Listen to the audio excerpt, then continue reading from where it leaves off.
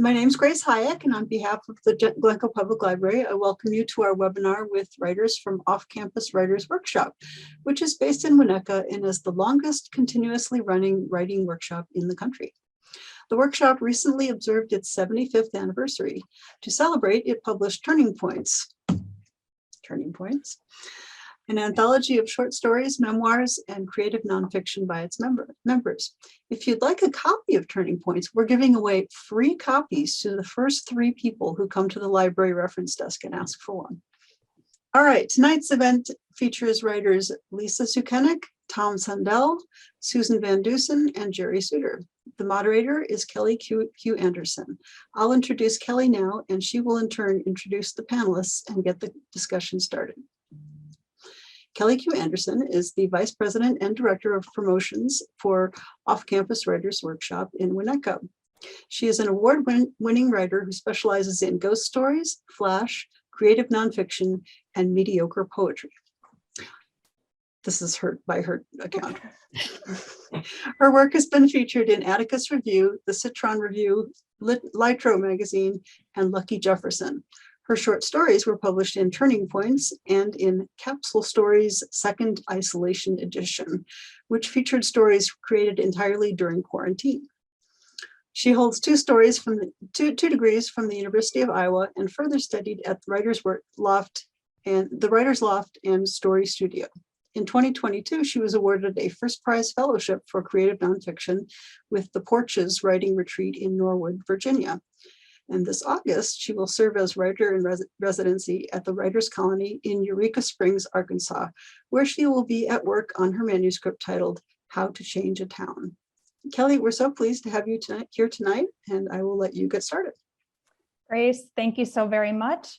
If anybody knows me, they know that Glencoe Public Library is one of my favorite places on earth, and Off-Campus Writers Workshop is a close second. So to marry those 2 together tonight is a true joy. I'm pleased to welcome everybody here on Zoom for a discussion on where to publish your book and weighing the options. Our 4 panelists bring 4 very unique perspectives. All 4 share the commonality of being featured in Turning Points, the 75th anniversary anthology, yet all 4 have successful careers and bylines of their own.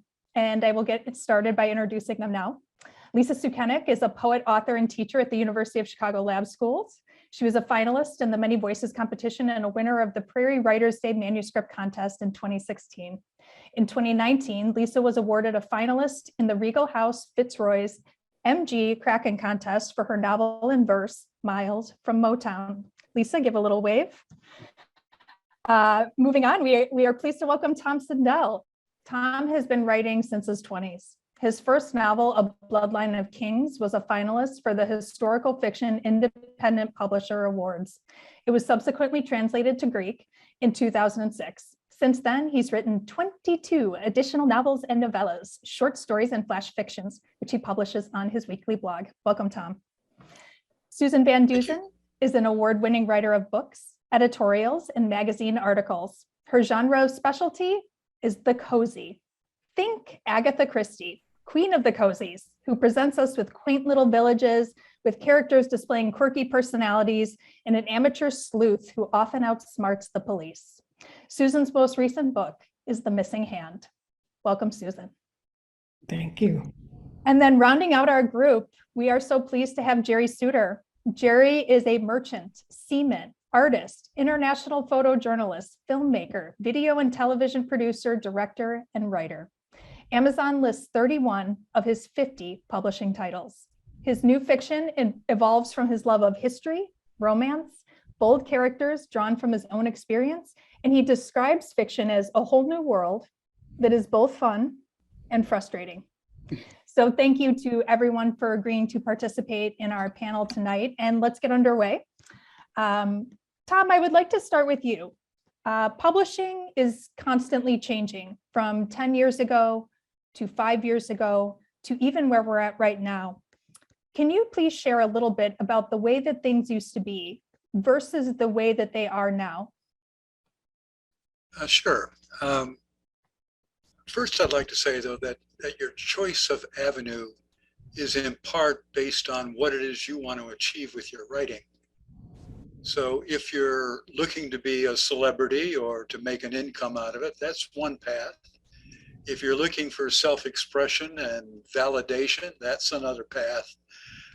If you're just sharing with friends because that's what you do, you're a storyteller, that might be another path.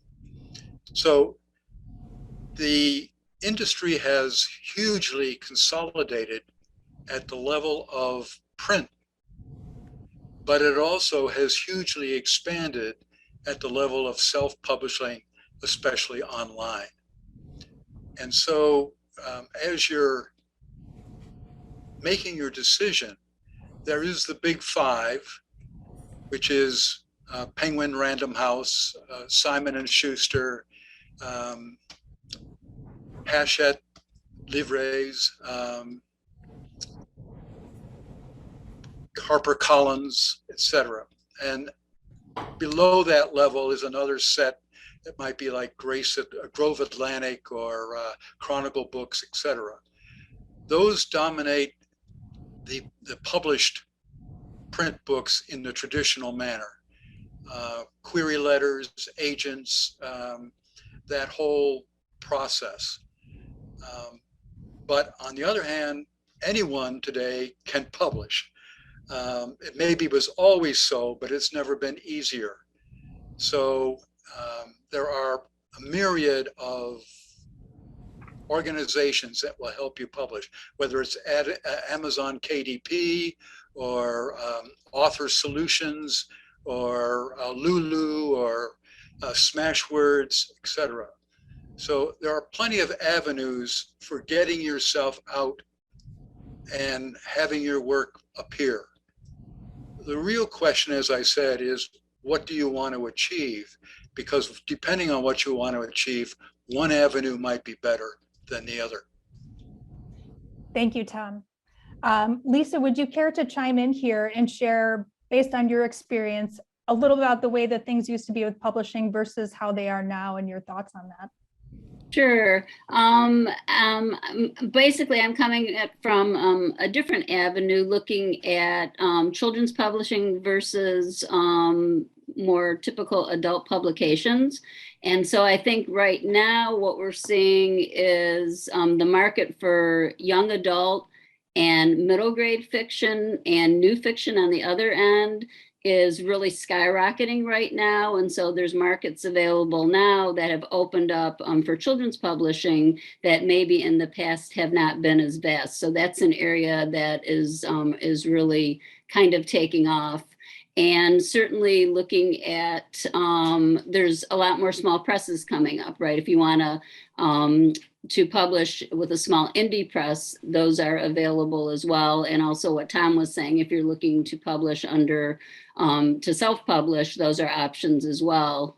And so that's, I think that's the direction, is that there's a lot more opportunities now for children's publishing in the mainstream. And certainly a lot of adults are reading the YA and the new adult fiction as well. Great. And Lisa, can you share a little bit? You had mentioned small press. And for people on this call that might not be familiar with that term, could you give a brief detail on what might designate someone a small press, or what the appeal of a small press might be versus the big five that Tom spoke of? Right. So with a small press, the press that I'm with, Regal House Fitzroy Press, is a small independent traditional publisher, and they publish through the genres. And I think one of the things is your work might get looked at earlier than it might get in one of the larger publishing houses. And so that's one route that is more available now with a lot of independent publishers. Yeah. Thank you. Jerry, I'd love to get your take on this, your thoughts on perhaps the way that things used to be, your initial experience when you got started, versus where things are at right now. Well, in my lengthy period in the business, it's changed quite a bit. The original books that we had out there were sold like, what was it called? Beautiful hardcovers. Anyway, Don Sturdy Among the Gorillas. And that was by subscription. Mm. And though that changed quite a bit over the years, but the top 6 that were mentioned though in the beginning, you had better have an agent tucked away in your pocket, because they do not take unagented manuscripts unless a bolt of lightning has struck you and you are that lucky. It's a very, very difficult market to break. That's why the small press market, which is where we have kind of thrived, has worked very well, because they not only have work for hire, which is the publisher pays you a lump sum, you write the book, everything goes to him, he gets the rights, and you get a huge upfront. And that is a very interesting and very profitable. It's kept us going for quite a while in our early marketing event. Other than that, it's the kind of market that you're not going to bust into easily, but once you do, you have a wide open for all your ideas that you can put into it. Thank you, Jerry. Susan, I would like to get your take on this as well. Well, I'm just a normal human, and I have not been in the book writing field for a long period of time. I've written editorials as the editorial director for WBBM Radio, etc., and some children's books, but that was a for-hire thing. I went about this in the way that I thought there were rules. If you like big, heavy books, you go to the library and you get this editor and publisher thing, and you look up editors and publishers, and you decide what kind of book you want to write, and then find a publishing house that publishes that kind of book, or you find an agent. Now there's a group on the internet called Manuscript Academy, and it has agents and editors listed in it, and especially the personal preferences of the agents, and you can write to them specifically and tell them what you're interested, and they have written back to me, and I have been sent requests for my books, and their rejection letters have been delightful. But if you can't get an agent, and I could not, then it's small publishers, and then you just look around for a small publisher. And there are lots of ways to do it. You join clubs. I joined OCWW, and I am actually an introvert, and I went and I sat and I listened to the speakers, and I didn't say anything. But finally, during the breaks with the coffee and the cake, I started talking to people. And you talk to one person, and they know another person and another person. And bit by bit, you make connections. And I work with a book critique group, which has been going on for about 6 or 7 years. So you find a book that you're writing, and these people constructively critique what you're writing, and that helps you get a feeling for what a book should be like. I don't want to hog this, but these are simple things, joining clubs like Sisters in Crime. I have one story that I will tell you briefly. I went to a Sisters in Crime program and tried to approach Sarah Paretsky while she was on the stage, and I was not, to see if I could talk to her about getting an agent or something. And instead, I pulled on the pant leg of Lori Rader, who has just won the Agatha Christie Award, and said, I need someone to help me find a publisher. She knew I published Jewish books, and she knew a rabbi, and I called the rabbi. The rabbi gave me the name of her publisher, who took me on. And here it is, The Missing Hand, the first one, the second one's coming out, and the third one is on its way. But that was luck. and a strong pair of pants. You're not always that lucky. Oh, Susan, that's a wonderful story.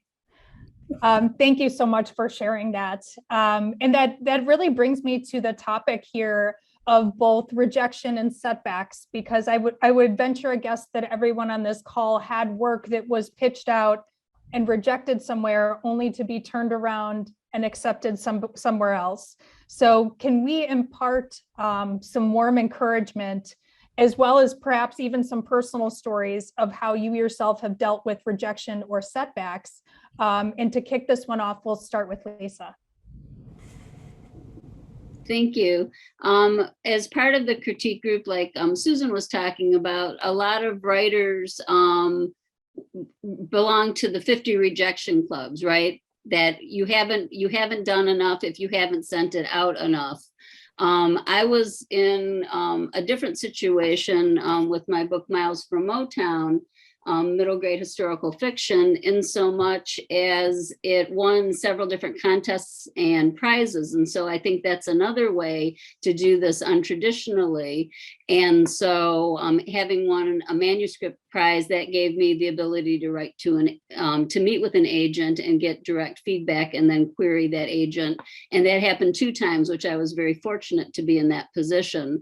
And then a contest is what actually led to the publication of Miles from Motown. And I was a finalist in the Kraken contest. I was a finalist in 2019, and Miles from Motown came out August 21st, 2021. So that's kind of a non-traditional way to go about something. Rather than querying, there's other opportunities. And I know that the Society of Children Book Writers and Illustrators, there are many, many contests and groups and workshops that you go to that give you a direct line to the query process. So you have an ability where normally you might sit in the slush pile, where as long as you say you've been to that conference, that you go right ahead. And that's the same with organizations like Children's Book Insider also. Yeah. Lisa, that's great. It sounds to me like there's a strong consensus for joining writer communities, writer clubs, writer groups, attending conferences. Jerry, we'd like to move to you here. Can you share a little bit about rejection and setbacks? I don't know if you'd want me to. I just took each bullet as it came, and I didn't belong to any groups, and I just kept plugging away.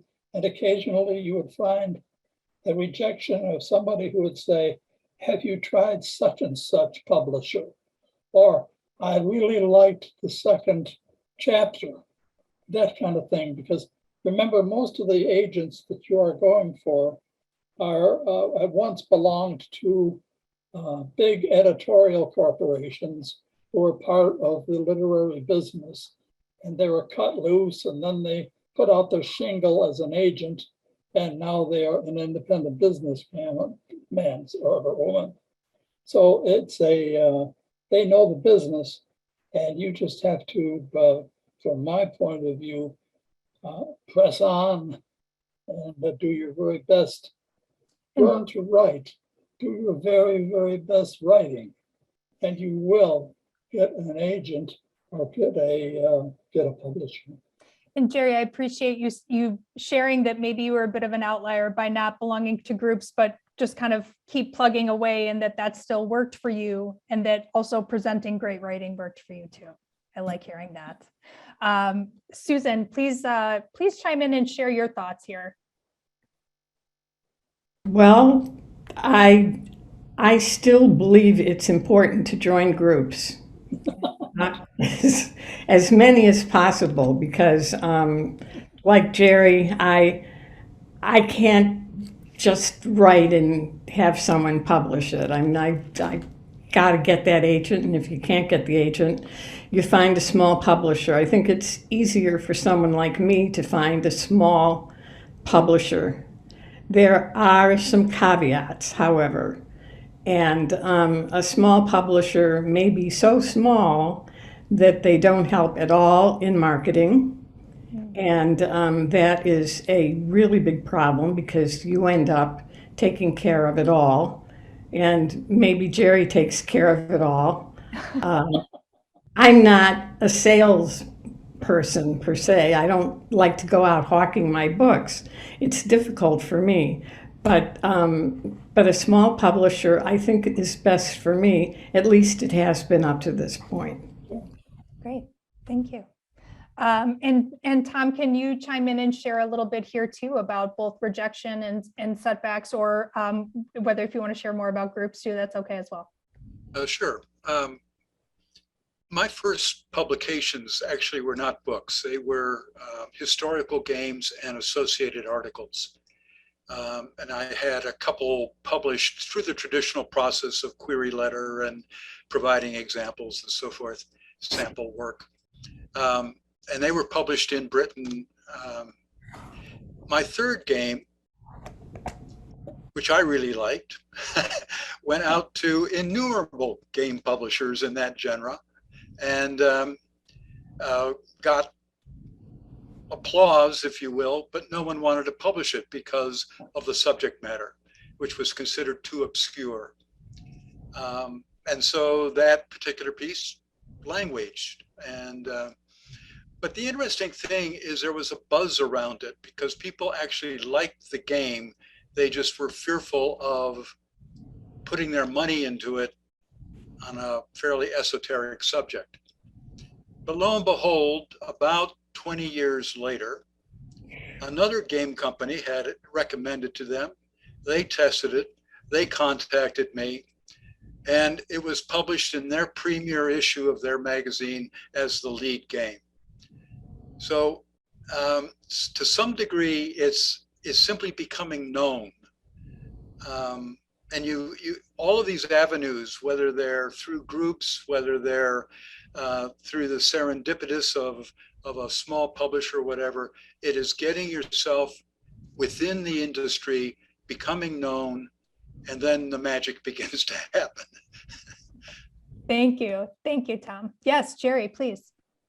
Tagging on to that, it's curious that almost all our first, I'd say, 10 or 12 books that we had published were all done out of the UK. And they're very open to publishing there. And they will also come back on the work for hire, which is very popular in Great Britain. So that might be in a market you might look at and as a first call. Wonderful. Thank you for that, Jerry. So I'd like to sort of pivot here to say that there might be people on this Zoom tonight. Maybe they haven't written a full book. Maybe they've written some poems, a short story. They've had a great idea and they've fleshed it out into something. What advice do you give those writers who are now in a position of trying to sit back and say, how do I get paid for something that I've created? Right? How might I put this out there somehow where I might get something in return? Where would they start, or what would you say to somebody that might be in that position that's looking to somehow find a way to monetize their writing? And let's say, Tom, why don't you start here? Well, if you're, in my experience, if you're going to go the route of seeking an income out of writing, then that requires a fair amount of hard work and a fair amount of good luck. Because the reality is I've gotten paid for, I think, 4 or 5 of my pieces, but not enough to do more than take a few people out for dinner and celebrate. I think that the best was when my novel was translated into Greek and published in Greece. And I think I got 1,000 euros out of that deal, which is probably the most I've ever earned. So I guess I don't see it as, it's a labor of love first, and the money is second. You know, the 4th most best-selling author in American history, actually in world history, is Danielle Steele. She wrote 140 novels. Number 1, by the way, is William Shakespeare, but he didn't really get any money out of that. So, you know, Serial writers have a tendency to earn more than non-serial writers. By the way, Stephen King is number 22 out of that list, not Wow. even close to number 1. So earning a lot of money out of writing is a rarity. Jerry, please, yes. Stephen King, that's interesting. I ate up his book on the craft, and I learned really how to write and how that market is out there. Because if anybody's going to write about savage marketplaces, it's going to be Stephen King. And consequently, I kind of got my armor played on when I went into this whole business. Myself and my wife, Janet, she's also an author, and she's had published books as well. And we just tried to do our best to come up with things that, knowing what makes up that something. Everybody that says that, well, first you take something and you do this with it, and something you do that. It's the something that makes the quality of the book. And unless that something is a pearl or at least a rhinestone, you are going to have a tough time getting it past professional editors and professional people in the business. Thank you, Jerry. Lisa, do you want to chime in here? Yeah, I mean, I think one thing, kind of bouncing off of what Jerry was saying, is being involved in different organizations like Highlights in Vermont College of the Fine Arts, where agents and editors are coming in. A lot of times people will say they just know it, but one thing that they're frequently talking about is the writer's voice, right? And the craft that's going into the writing. And so it typically, when that question is asked with a lot of writers trying to get their work published, a lot of the agents and editors will say, I just have this feeling, I just know it. But frequently it's looking at someone who can craft the story and having the voice where you're empathizing with the character, where there's some buy-in on the reader's part in that way. So a lot of times it's described as kind of not very tangible, but I think it comes down to the voice of the author and the investment, like Jerry was saying, to really become the best writer that you can be and vet it and have people read your work and be in these different communities as well. And thank you, Lisa. And I will say, Susan, for somebody who has neatly carved out a specific genre, we've talked about the cozy and what the cozy is all about, and it paints something so wonderfully specific. Can you share a little bit about that as it pertains to perhaps sort of moving forward and having that specific genre that you write in and that you write for, and how one monetizes that? Well, I don't know about monetizing it. I do know that there is an interest in it. I will never make money writing books about a Jewish community in a Torah group in Crest Fall, Illinois. There ain't going to be no money from that. But there is this community, and there is the wife of the mayor who has a spirit that's dragging somewhat, and she joins a Torah group. And so each book, and there are now 4, as I said, the second one is going to print soon. And when Jewish people read the book, they recognize themselves in it, and they see a lot of things, and they see things about their grandparents, and it's familiar, and it resonates with them. And non-Jewish people learn a tremendous amount from reading these things. And so it's books that give you a good feeling, but there's also mysteries in there too. And that is my goal. My goal is not to monetize anything. My goal is to create characters that make people feel warm and happy and still have a murder or two to deal with. Susan, I love that juxtaposition. I would say, can we maybe talk about the idea of luck versus hard work? I remembered I had written for a newspaper for several years when I got somebody at 101.9 FM, The Mix, reached out and said, can you write something like that for us? It was pure luck. I didn't pitch anything to them. It just sort of happened. Can you share a little bit about a way that luck has been fortuitous for you with publishing, as well as maybe times where the hard work really paid off? And maybe, Susan, maybe we'll start with you this time. Well, as I mentioned before, the second time I had luck was with the rabbi.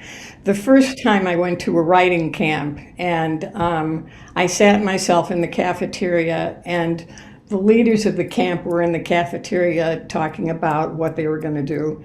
And I sat there hour after hour after hour working on my computer, doing my book, which is what I was there for. And finally, one of them came over and said, okay, I can't take any more of this. I want to read what you've done, and if I like it, I'm going to publish it. And that was luck. Unfortunately, he died, and that was not luck. But he saw the quality of wanting to work and wanting to make it right, and that did something for him. So he gave me faith, he gave me hope, because he did sign me on. Thank you, Susan. Tom, would you like to share a little? Sure. I guess my feeling is that hard work starts it. Luck comes after.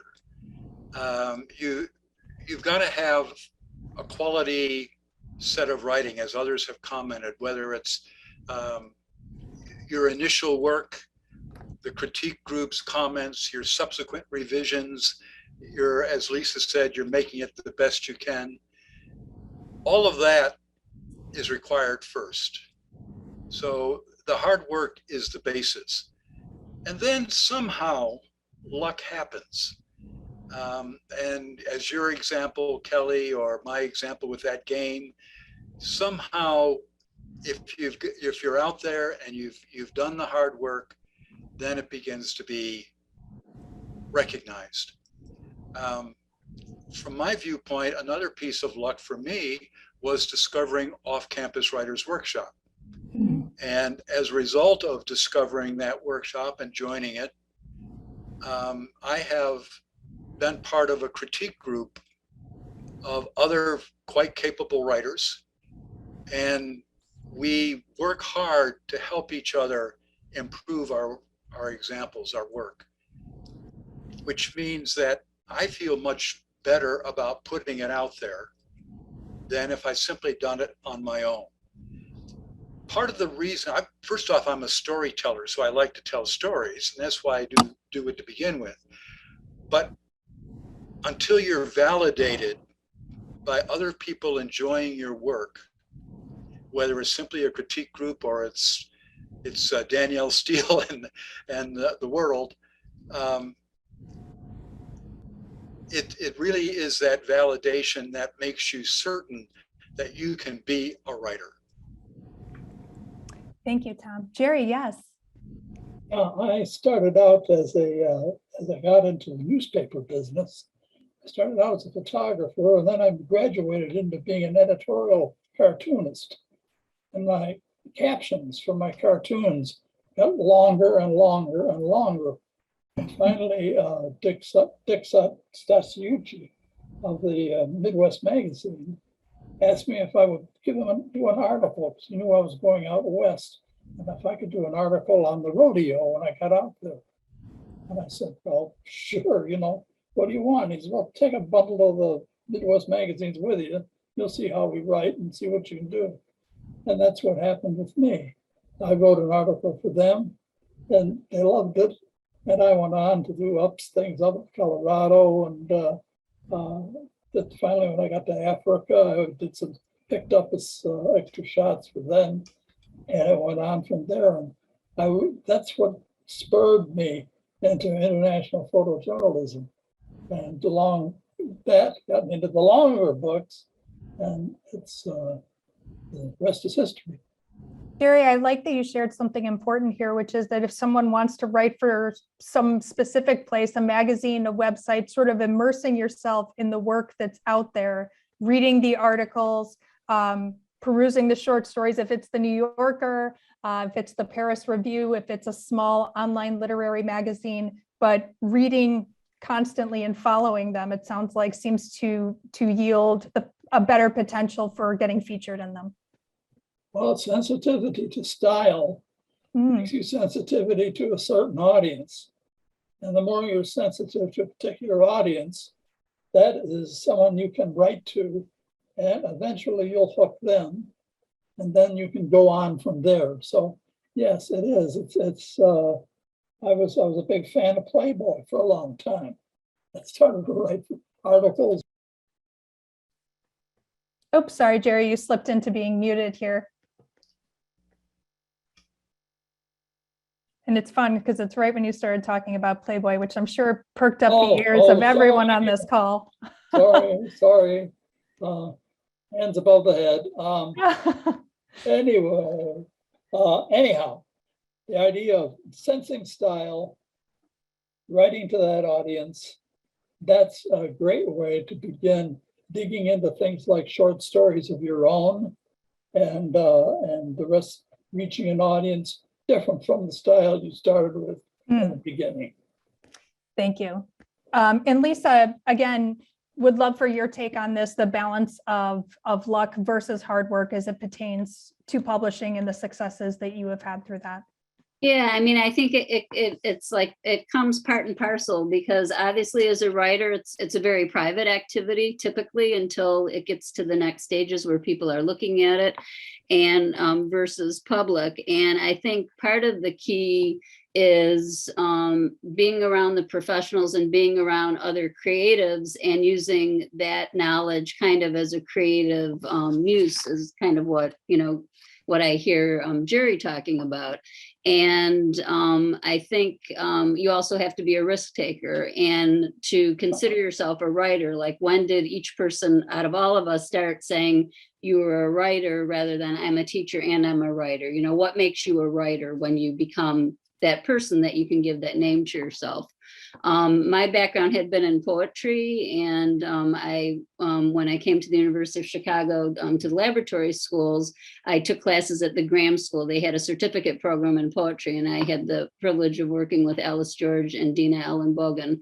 And so that was something that I was doing, but all those little pieces I think that you do add up to a much larger composite and a whole of who you connect with and how that happens. With Off-Campus Writers Workshop, I had never written a short story for adults before. And so that was me taking a risk in a different genre and seeing how that works. And so I think kind of following the sages, being around people. I know I had the fortune of meeting Peter Jacoby up at Highlights years ago.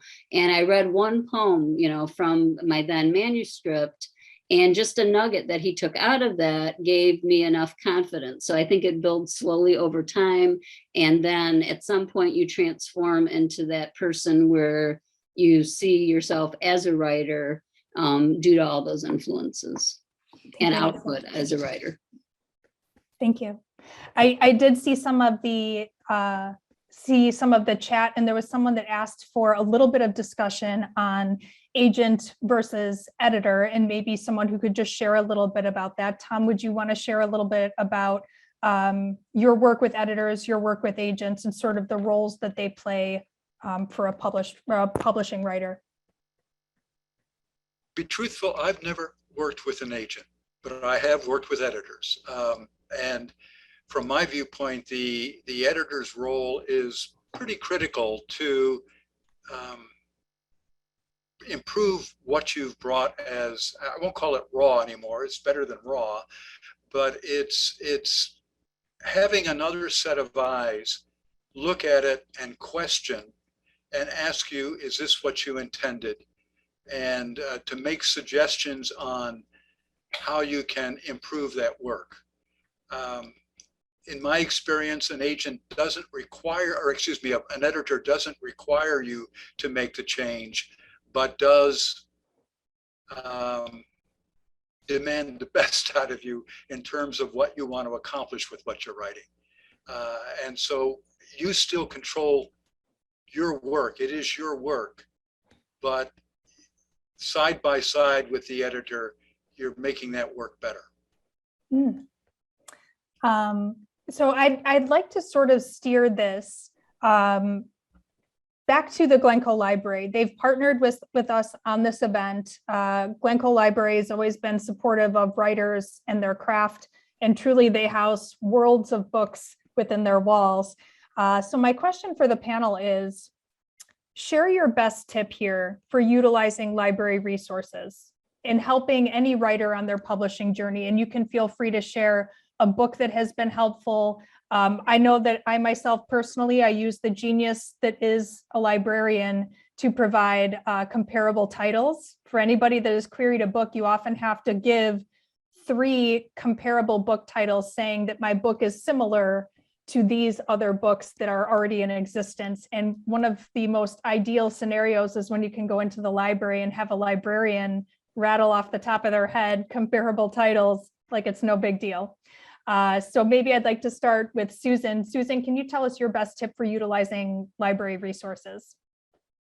We'll go to the reference desk and ask them questions. I didn't know how to get my evil person out of Bohemia, and the reference people helped me make a path through particular rivers and seas to the Atlantic Ocean, to the Statue of Liberty. And they just have a tremendous amount of knowledge, and they know where to get it, they know where to find it, and that saves a lot of time. Thank you. Jerry, would you care to share your tip for utilizing library resources? Well, I joined your Writers Inc., and I was a member of that for about 3 years. And while most of the people that were in there were of a pretty much amateur level, the moderator of it, Jacob, was a Jim Dandy, and I got more out of him, especially short fiction, because he wrote poetry, he wrote short fiction, and I would just sit there and absorb that. So yes, that was a big thing for me, and I'm very happy that I took that course. Thank you. Lisa, your thoughts on library resources? Yes, Kelly, pretty much what you're talking about is exactly what I had prepared to say. And so obviously being a elementary school teacher and spending time in the library, the 50 mark is also the same for read 50 books in your genre as you are writing in your genre. And so the librarians at my local, at Lincolnwood, at our school, all of the public libraries, that's where I start the conversation. And so I will say, you know, this is what my manuscript is about, and talking to the librarians, but also just spending a huge amount of time looking at the books and spending hours and hours looking and comparing and looking for those resources. Also, initial searches from the e-catalog, obviously things are much quicker now where you can go through and do that. Yeah, so I think reading as much as you're writing, that would influence it, but definitely talking to the librarian in the children's and youth services, and they're going to find books that you may not have connected that you're going to use in your query letter for a comparator book. Great, thank you. Tom, your thoughts? For me, it's primarily research. Regardless of whether I'm doing a historical novel or something current, there's always a great deal of research that needs to go into it. It may be a subject like horseback riding, or it may be a subject like, well, I think Bohemia was mentioned, but I did a novel set in Vienna in the 1912. So there was a lot of information that needed to be gathered for that. The second thing is, picking up what Lisa said, is literally browsing the stacks and see not just who's writing what, but who's publishing what. Mm. Who is publishing books like the particular novel I'm working on at the given time, which imprints. It may all be Random House behind the scenes, but they all have a variety of imprints. And some imprints specialize in certain areas. Or it may be, take an example, would be a very small press like Quirk Books. If you're doing something that's fantasy or a Ben Winters series of novels, then something like Quirk Books would be your answer.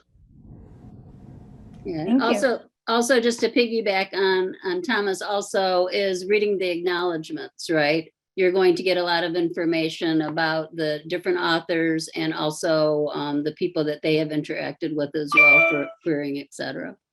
So Lisa, just to frame that for our audience tonight, you're saying if there is a book that you enjoy, if it's similar to perhaps a book that you would write, flip to the back of it where there are author acknowledgements where they perhaps maybe thank their agent or their editor by name, that might then give you some more inside information on both the literary agent, the editor, that might then be helpful in your endeavors. Right, because you can certainly look on Query Tracker, but also the information is right there in the book as well. Yeah. Mm-hmm. And for those who are not familiar with Query Tracker, you can go on there and sort of search for agents to see what their specialty is. If you write historical fiction, like Tom, you need to find a historical fiction agent. If you do write the cozy, like Susan, if you like a little murder mystery, you're going to want to find an agent that specifies in that genre. And Query Tracker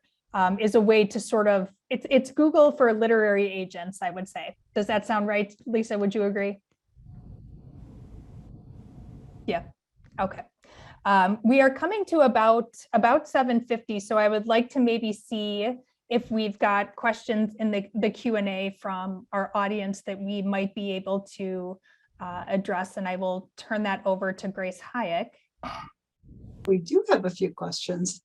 Thank you, everybody, for sharing your masses of wisdom there. There are a few things that people have asked, and one of them is Rhonda wants to know, can you suggest some good groups to join? Now, of course, Off-Campus Writers Workshop is one of them, but any others? Well, there's certainly the Chicago Writers Association as well, which is sort of, we scratch each other's back. We're mutual. I will say too that the American Writers Museum in downtown Chicago puts on a lot of free events. So if you're even intimidated at the idea of joining a group, you can attend Zooms or workshops, for free at the American Writers Museum as well. They're also having their festival this weekend on Sunday, which is also free. Yeah, that's also a really fun museum to visit, by the way, if you haven't been there. Yes, I will try to dig up the link for that, but I would agree they are having their first Writers Festival this weekend, so there's plenty of details. I think it's this coming Sunday. And Turning Points and OCWW were featured on a panel at the American Writers Museum last December. They're a very warm and receptive group, and they just have a beautiful space downtown. So that's even a wonderful place to visit to get ideas. Yeah, and I think with some of the professional organizations, often you'll find that there'll be like a one-day workshop for $25 or $10 or on a sliding scale.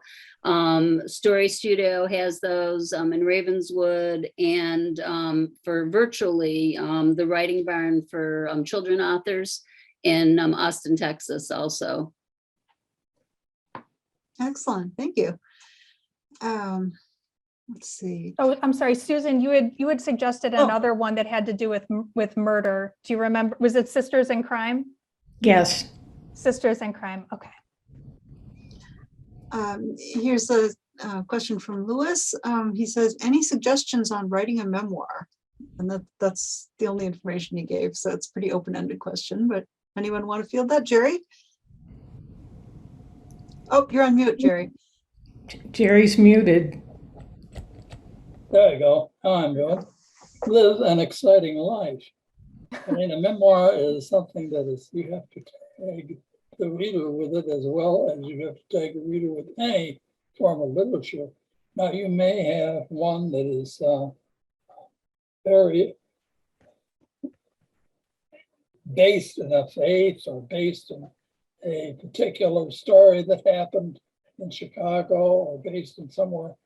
That's okay, as long as it's a interesting story, because everybody in the planet has written a memoir at one time or another, and most of them kind of fall flat because they start out, I was born, and from there go downhill.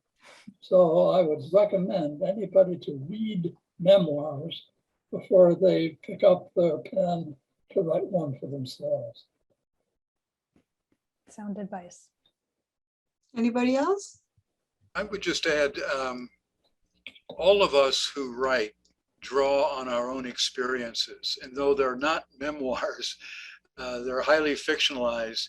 Nonetheless, you can't help but draw on your own background in terms of writing, and it will come through. So in the critique group in which I am, we have a couple individuals who, one who has written a full memoir and one who has written a novel that is memoir-like.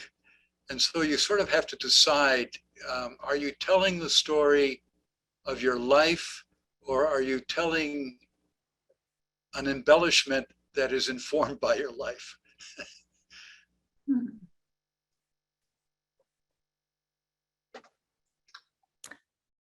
Grace, do we have any I more like the second one, questions? Tom.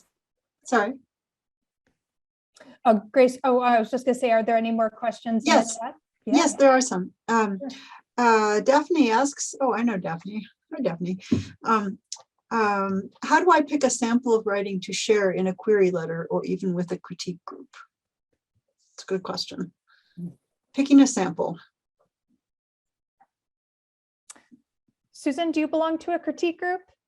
Yes, I do. I believe in them very much. How do you choose what you share with your critique group? Well, we meet once a month, and we're all working on novels or memoirs, and we just continue on. But we were looking at one point for additional people, and we asked them to give us their strongest piece of writing that had the strongest voice, that would tell us what kind of writer they were. And on the basis of that, we chose our new member, and it worked out very well. But you have to let people know who you are in your writing.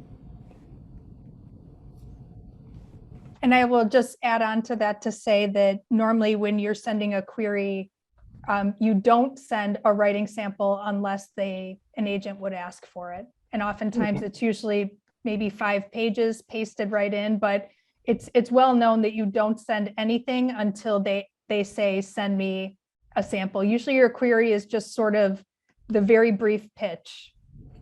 So that's my Their 2 cents submission for you, Daphne. guidelines will tell you Yes. also to what degree they want any upfront copy. Yes. Good tips. Thank you.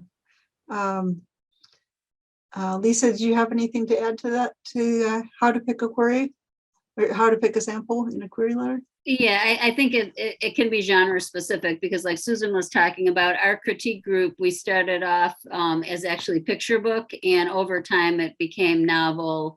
And so then we had different members depending upon what genre we were actually working in, that it shifted its focus. Yeah. Okay, thank you. I've got a question here. The person is a food technologist and has a piece that's 25 to 35 pages long, and it's on dieting. And he says, I just want my work to be read by the largest audience I can reasonably attract. Would a blogger's website be a good option, or just a way to gracefully put it to bed? Thoughts, anyone? Yeah, I think I would suggest starting with some of the blogs that focus on food, and submit the work there and see if it's accepted. There are a number of sites. It's not my particular area, so I can't cite them off the top of my head, but I know they exist, and I think that would be a good starting point. I would even venture a guess to say maybe the goal here is, because this is very unique, is maybe consider partnering with places of fitness. And if you have relationships with personal trainers or fitness centers, when you go to pitch something like this for a small press or someone to publish, or if you self-publish, you then sort of have a venue of people that might be willing to, carry this in their gym, or, that maybe that's the way in versus traditional publishing, because 25 to 30 pages is a unique length. Right. Okay, excellent. Thank you. Somebody else wants to know what type of writing is in greatest demand today, and he guesses screenplays. Any ideas, anyone? Lisa, you're smiling. You're on mute too. Yeah, no, that's not my area. I was hoping one of my Okay. peers would pick that up. Yeah. Any of you know anything about screenplays? The bulk of writing that's published is actually nonfiction. So if you're talking general publication, then that's not typically a screenplay. Screenplays are specific to an industry. So it depends on what the person intends. There are a few out there. There's a book I read recently called Chinatown, which was written in a screenplay fashion, but it's a novel. But the novel was done as if it were a screenplay. But that's sort of unique. Okay. I wrote about a dozen screenplays, and when I was coming up through the business, and didn't manage to sell any of them, but the idea of it is it's highly formatted. It's highly critical of the audience, and something that's going to be projected 60 feet across and to an audience and get them excited and make about $100 million. So there's a lot of money in screenplay writing, but it is if you hit the right subject at the right time, at the right trend, you can make a bundle on it. And I will give a plug for OCWW here and say that one of our speakers this past year was Dean Bakopoulos. And Dean and his wife are both writers. And his wife's book, which is called Made for Love, was optioned into a TV series. And him and his wife wrote the pilot, and they didn't know how to write a pilot. He just said, if you've written a book, you can figure out a way to write a pilot, and they did figure it out. So I will say, if screenplay writing is of interest to you, going back to the idea of joining groups or conferences, you might end up sitting in on one where someone can chime in with something fun like that. I had never thought of myself able to write a screenplay, but when you hear somebody give a presentation and say, I didn't know how to do it, I just tried it and it worked. That's nice too. I will also agree. I'm sure there was some research put into it, but that's a good plug for OCWW too. They're going to give you a lot of great topics, including screenplay writing. Jerry, yes. It's better to write the book and submit that to somebody else to produce the screenplay, because if somebody jumps on it, you're going to get at least $250,000 option money, win, lose, or draw. So that's one way to make money on screenplays. But that's just my take. Thank you. Thanks. Great. I got a question now about middle grades children's literature. So I know there are a couple of you here who might be particularly good at answering this one. For middle grade children's literature, what are current topics that publishers are most interested in? And also, what about including diverse characters when one isn't from a minority group? How does that work? Yes, I think there are many different topics that are coming up. One lovely book that just came out, New from Here, written by Kelly Yang. I've shared that with my students in the classroom, and she's actually writing about the pandemic, which initially people were saying, don't write about the pandemic, don't do this and that. I mean, she's such a wonderful author. She also wrote Front Desk, but it was a story about her being in Hong Kong and coming to California to be safe from the pandemic. And the children are riveted by it because they know something that the characters don't know yet. And so I think a lot of real life issues. I know there's a lot of discussion about social emotional learning. And so I don't think there's any topic that is really off base. There's been authors writing for a very long time in that area.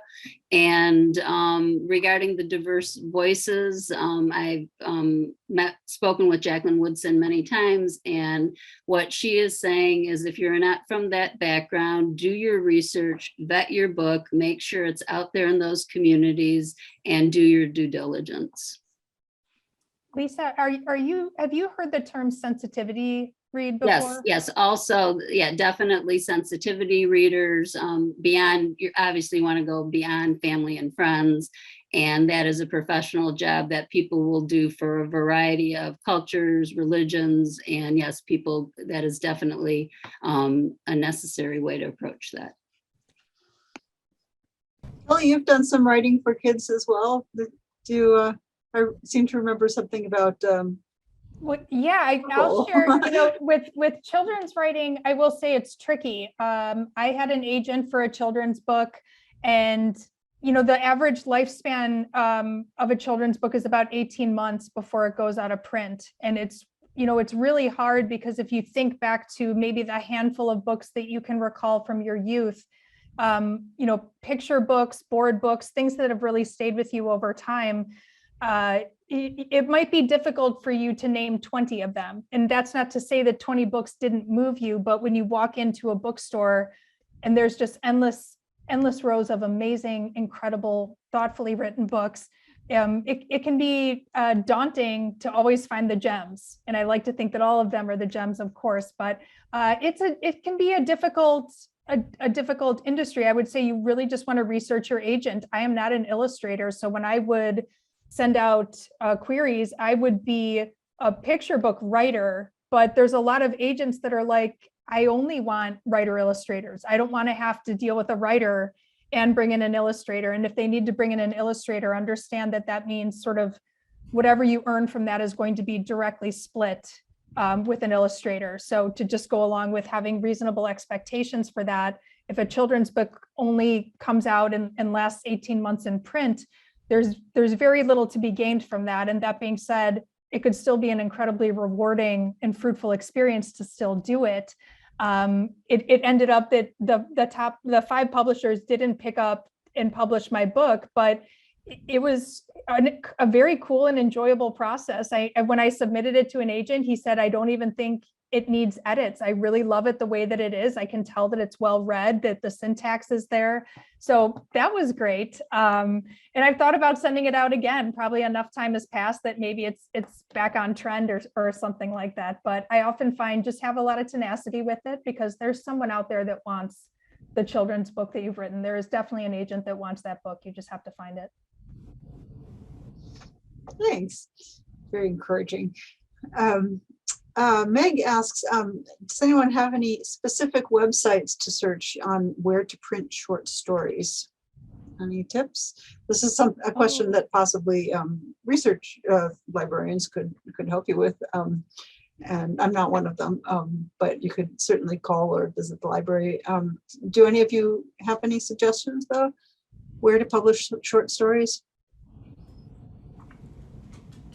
I don't have a suggestion, but I have a writer friend who has short stories published online, probably a half a dozen to a dozen a year. And so I know that they exist, but it's not something I've ever explored. But I think you're right. A reference librarian could certainly help tell them. Okay, thank you.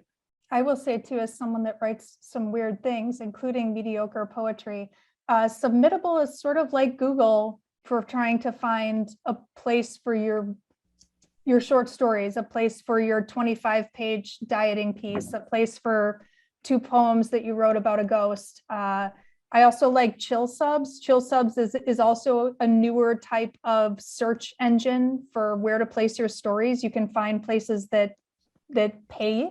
You can find places that will promote your work on social media. And you can see who's open for submissions, because some of these very well-known periodicals, they might only open 2 months out of the year for you to send in your work.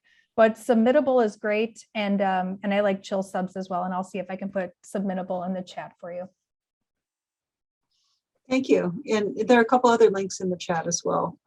So you might want to take a look at that if you have not yet. Okay, I think, can we do 2 more questions? We've got a few more. I think I'll cut it off after these next 2 then, because it's getting late.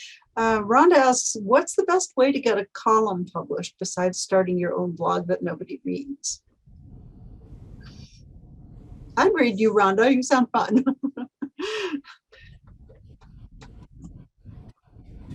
Any thoughts on that, anyone?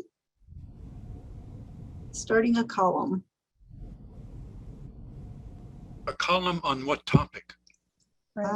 Doesn't say. Relevant question.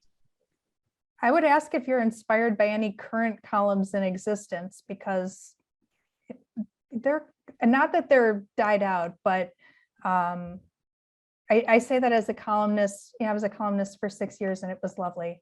Yeah, I would say first, what do you enjoy writing about? And then think about those periodicals. If you're raising young kids and you like the magazine Chicago Parent, they're really wonderful and receptive.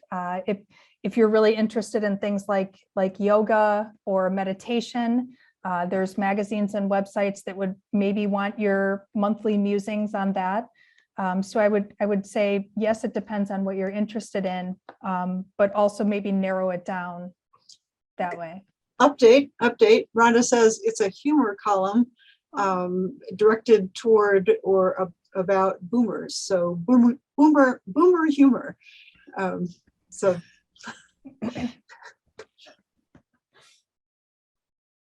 any thoughts on boomer humor placement? I think you simply would have to search that out. I don't have any direction for it. Okay, thank you. All right, and one more question. This is for Kelly, and it's about resubmitting to agents a children's book after one agent couldn't sell it. Would you tell your new agent if you got one about the editors who previously saw it, or would you keep your mouth shut? Right. Again, there's a lovely children's book agent that presented at OCWW, and she told me that enough time had passed for me to be able to submit again. I think it's been about 6 years since my manuscript last went to that agent. So that's kind of like a whole world away in the publishing world. So a lot of agents move around. So a lot of the agents I maybe submitted to before are not even at those agencies, or they've gone out on their own. So I would not mention my previous agent. I think enough time has passed that I wouldn't have to do that. Susan, it looks like you're agreeing with that advice. I do agree, because agents they just change all the time. They go to different companies, they start their own companies, and as long as you don't bother them every couple of months or so, I think you've got certainly 6 years. Sounds like a fair amount of time to try again. Okay. Well, I want to thank all of you for being wonderfully generous with your time and with your wisdom. I know that there are quite a few people out there who are watching this and got a great deal out of it. So thank you very much. Thank you. Thank you, Grace. You. Good night.